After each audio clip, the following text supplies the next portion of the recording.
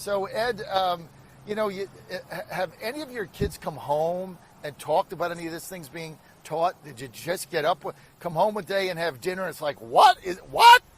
Yeah, so we had a little bit of that. So my kids are still relatively young, so it's relatively filtered. But we started running into, this whole last year with Black Lives Matter movement, the Black Lives Matter organization. Is it a statement? Is it a group? What is it?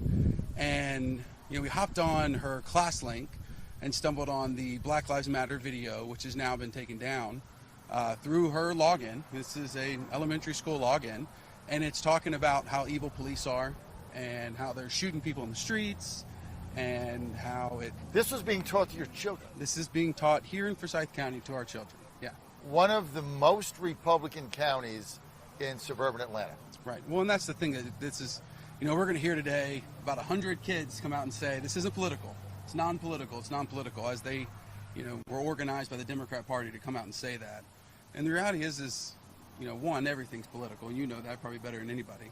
But, what we're running into is Republicans have been on their heels. We've been trying to fight from our heels for too long, and it's time for that to stop. Once we fix this portion of the agenda, we need to keep going. We need to keep pushing. We need to put the Democrats on their heels.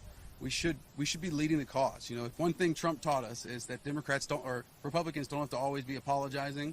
We don't have to always be turning the other cheek. There's other fighting. There's other arrows in the quiver. And one of the things to do is we keep preaching this: get involved locally, get involved with your local party, be a precinct chairman to take the Republican Party over. But then it's run for the school board. Get school board members that understand this, like yourself, running for the school board, because the school board is supposed to be the closest political entity to the people, but nobody pays attention to it. But it looks like, Ed, now you are. We definitely are. And you're right. It's 5 elected Republicans. 5 elected Republicans, and here we are on our heels still.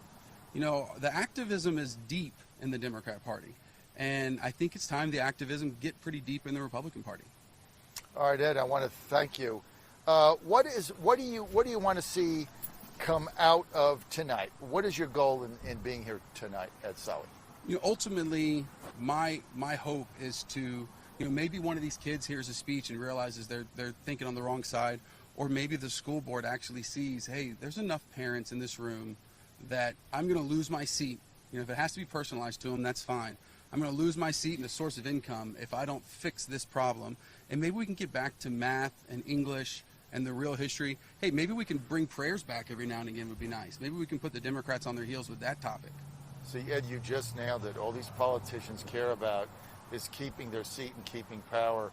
These kids that are coming to talk tonight on behalf of CRT, they were organized by the Democratic Party. They feel they're woke. It's some kind of badge of honor. I get it. Kids have a right to say what they want. But at the end of the day, it's you as the taxpayer are funding this whole thing. Right. You're paying their salaries. And so if they feel after these next couple of meetings that Forsyth County parents are going to replace all of them, that's how you get real change. That's exactly right. There's 2 up for election this year, or this next election.